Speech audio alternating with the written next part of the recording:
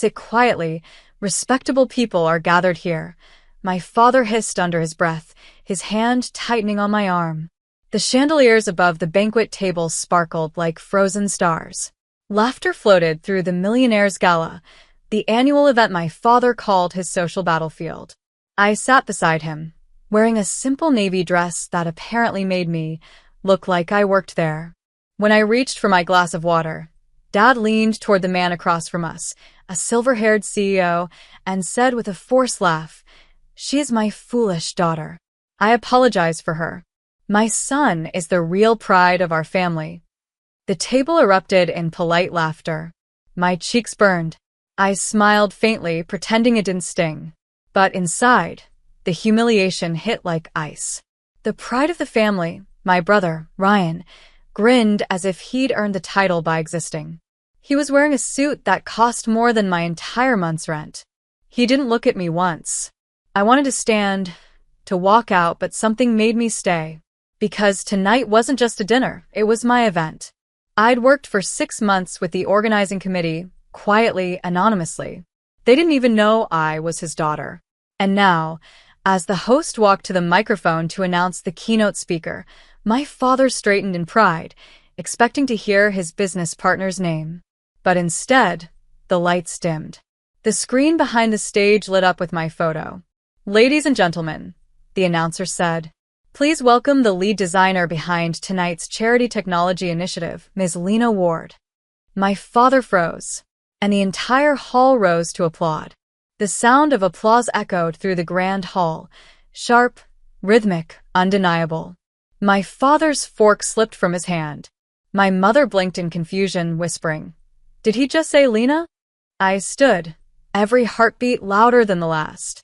The host continued, "Ms. Ward is the visionary behind the AI-led sustainability platform that raised over $8 million in global donations this quarter, transforming how corporations give back."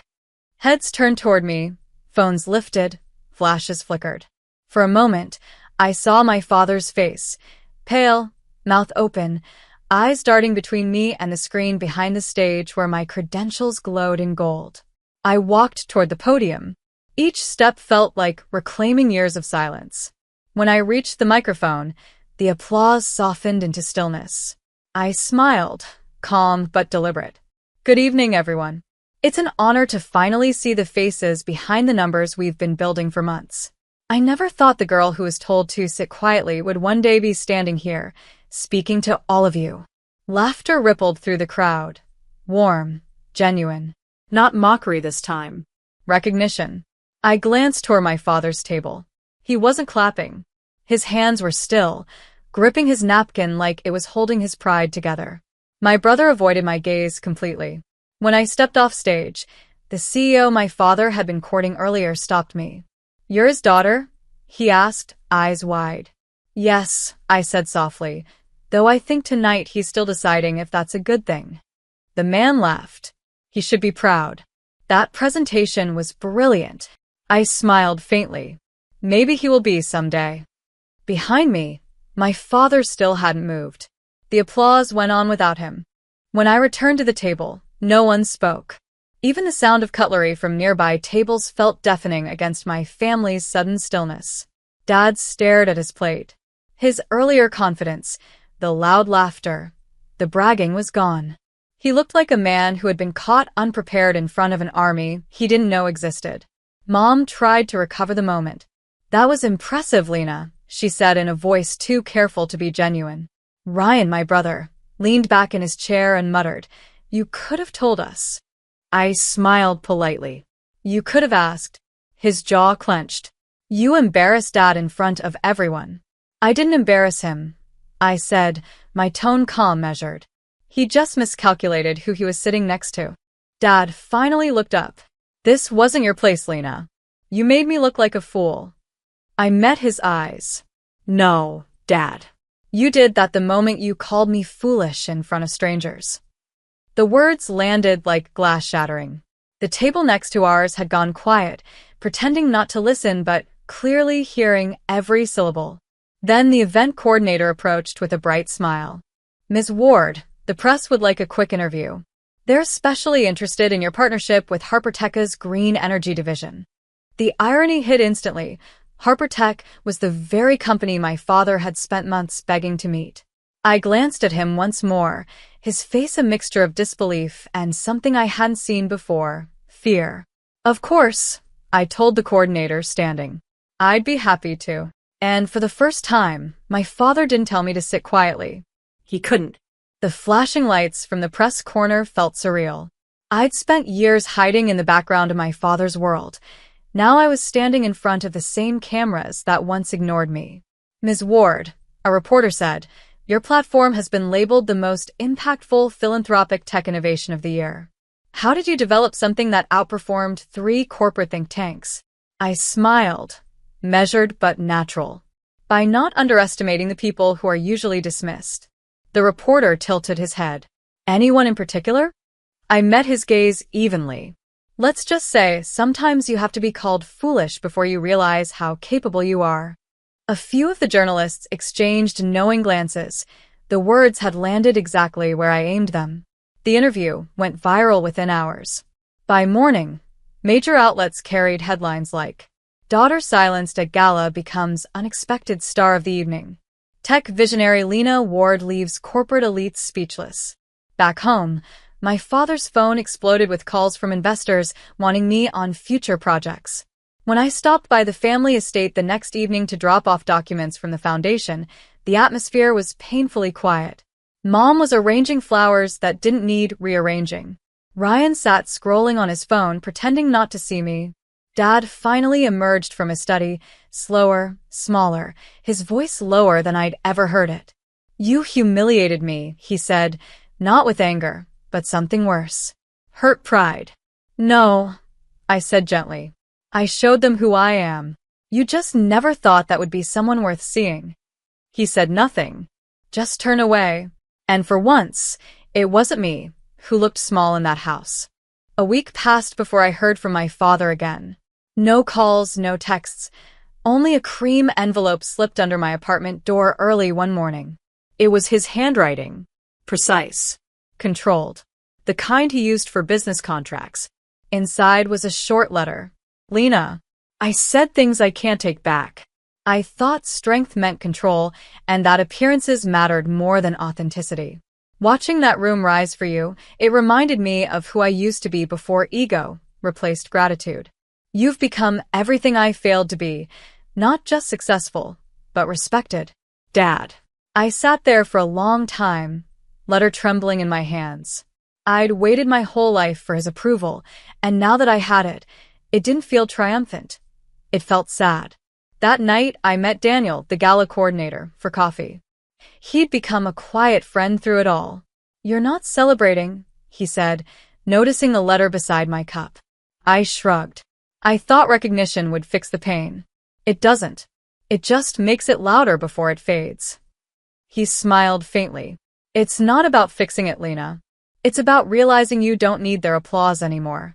The next morning, I framed the letter, not as a trophy, but as a reminder. People can change, but only when reality breaks through pride. And for once, my father didn't need a stage or a crowd to see me. He finally saw me in silence.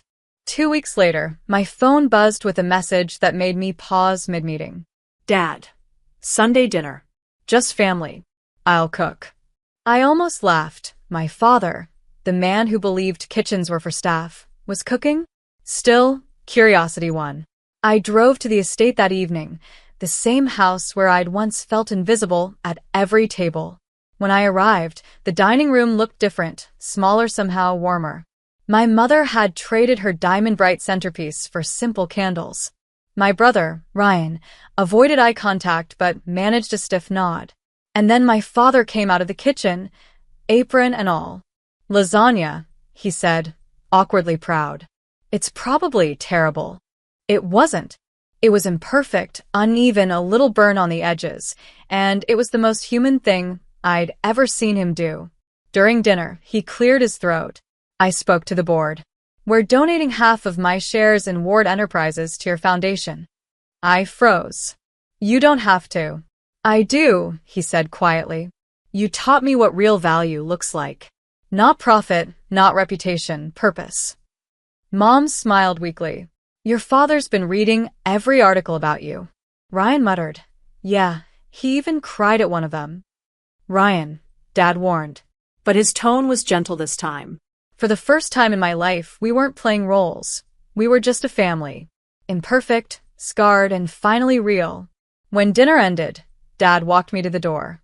I still wish I'd said this sooner, he said. I'm proud of you, Lena. And for the first time, I believed him.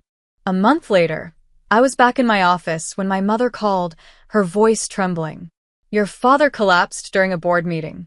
He's stable now, but the doctors say he needs rest.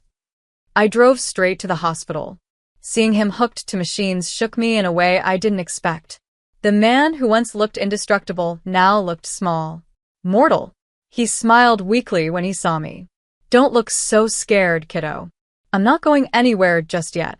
But he handed me a sealed folder. Open this if anything ever happens to me. Promise me. Don't talk like that, I whispered, gripping his hand. He closed his eyes. I've made peace with a lot of things thanks to you. He recovered slowly, and life went back to its strange, cautious normal, until one afternoon, his lawyer called me in. Your father updated his will, he said gently. He wanted you to know before the rest of the family. When I opened the document, I couldn't breathe. Half of Ward Enterprises, the same empire I was once unworthy of, was now in my name. The lawyer added, he also transferred ownership of the family estate to your foundation. Said he wanted the place to mean something again, not just symbolize ego. That night, I visited my father. He was reading quietly, his favorite pen tucked in his shirt pocket. You gave me everything, I said softly. He smiled. No, Lena. You gave me back my conscience. And for the first time, the air between us felt weightless, like all the ghosts of disappointment had finally been buried. 6 months later, Ward Enterprises hosted its annual charity gala, the same banquet where I'd once been told to sit quietly. Only this time, I wasn't in the shadows. The host introduced me as Lena Ward, CEO of Ward Foundation, Innovator of the Year. The same chandeliers glittered above, the same guests filled the hall, but the applause that followed my name wasn't polite. It was thunderous. As I stepped on stage, I saw my father sitting in the front row. His eyes were wet, his hands clapping harder than anyone's. My mother dabbed her eyes quietly beside him. Even Ryan looked proud, truly proud. I spoke calmly, my voice steady despite the emotions swelling in my chest. I was once told to stay silent because respectable people were gathered. I believed that for too long, until I realized respect isn't something you're granted. It's something you earn by standing tall, even when others try to make you small. The room rose to its feet. A standing ovation that felt like closure, like vindication, like peace. Afterward, Dad hugged me in front of everyone. You were never my foolish daughter, he whispered. I was the foolish father who couldn't see you. Outside the hotel, the night air was cool against my face.